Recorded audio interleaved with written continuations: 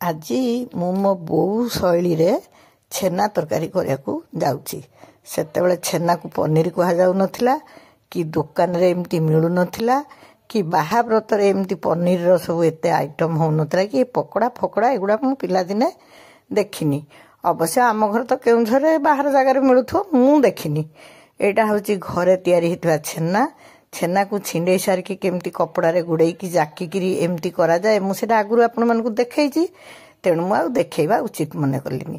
ଛେନା ଛିଣ୍ଡିଗଲା ପରେ ତାକୁ କପଡ଼ାରେ ବାନ୍ଧିକି ଗୋଟେ ଓଜନିଆ ଜିନିଷ ଚାପି ଦେଇଥିଲି। ସିଏ ଏମିତି ସାଇଜ୍ ହେଇଯାଇଥିଲା, ହେଲେ ବହୁତ ବେଶୀ ସମୟ ଚାପିଦେଲି, ମୋର ଆଉ ମନେ ନାହିଁ, ସେଥିପାଇଁ ଟିକେ ଟିକେ ଛିଣ୍ଡି ପଡ଼ିଲା। ହଉ, ସବୁ ତ ଖାଇବା ଜିନିଷ। ମୁଁ ସେ କଟା ପନିରକି ଆଣିକିରି ଟିକେ ନାକୁ ତେଲ ଦେଇକି ଏମିତି ଭାଜି ଦେଉଛି। ଚକଟା ଚକଟି ଗୋଳା ଗୋଳି କିଛି କରିନି, ସିଧା କେବଳ ଘର ତିଆରି ଛେନା ତାକୁ ଏମିତି ଭାଜୁଛି। ଆଉ ମୋ ବୋଉ କଥା ମନେ ପକାଉଛି।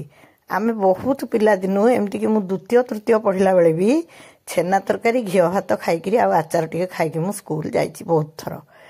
ଆଉ ଘରେ ଯେହେତୁ କ୍ଷୀର ଦହି ସବୁବେଳେ ହିଁ ପ୍ରଚୁର ଥାଏ, ସେତେବେଳେ ବି ଥିଲା।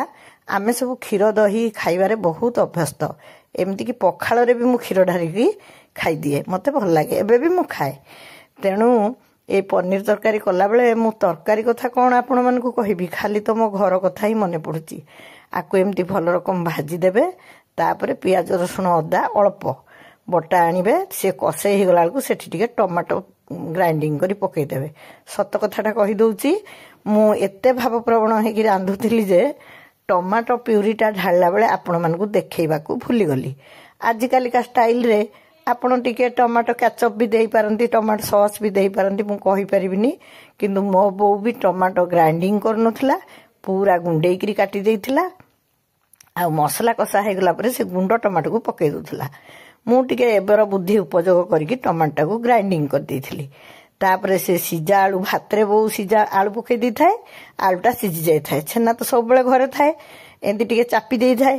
ନହେଲେ ବି ମୁଁ ଦେଖିବି ଆଉ ଟିକେ ପରେ ମୁଁ କ'ଣ କରୁଛି, ଏଇ ଯେଉଁ ଗୁଣ୍ଡୁଗୁଣ୍ଡିଆ ଛେନା ଆଳୁଦମ କରିବେ, ଘର ଛେନାକୁ ଏମିତି ଗୁଣ୍ଡୁ ଗୁଣ୍ଡୁ କରିକି ଯଦି ଆଳୁଦମରେ ବି ପକେଇଦେବେ, ସେ ତରକାରୀଟା ବି ଆଳୁଦମଠୁ ଆଉ ଟିକେ ଅଧିକ ସ୍ୱାଦିଷ୍ଟ ହେବ।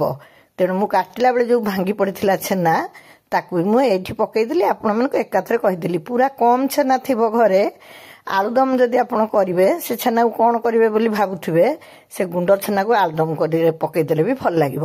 ତାକୁ ତ ପକେଇଦେଲି, ତାପରେ ଏଇ ଯେଉଁ କାଟିକି ରଖିଥିବା ଛେନା ସବୁ ବି ପକେଇଦେଲି। ସେତେବେଳେ ଆମେମାନେ ସବୁ ଭାବୁଥିଲୁ ଘରେ ଯାହା ଅଛି ସେଇଆକୁ କେମିତି ନେଇ ଆଣିକିରି ସ୍ୱାଦିଷ୍ଟ ରୋଷେଇ କରିକି ପୁଅ ସ୍ୱାମୀଙ୍କୁ ଦେବୁ ବା ଘରର ଗୁରୁଜନକୁ ଦେବୁ। ତେଣୁ ଆମର କିଛି ଖୋଜାଲୋଡ଼ା ନଥିଲା। ଏଇ ସାଧାରଣ ତରକାରୀଟି କରନ୍ତୁ ଆଉ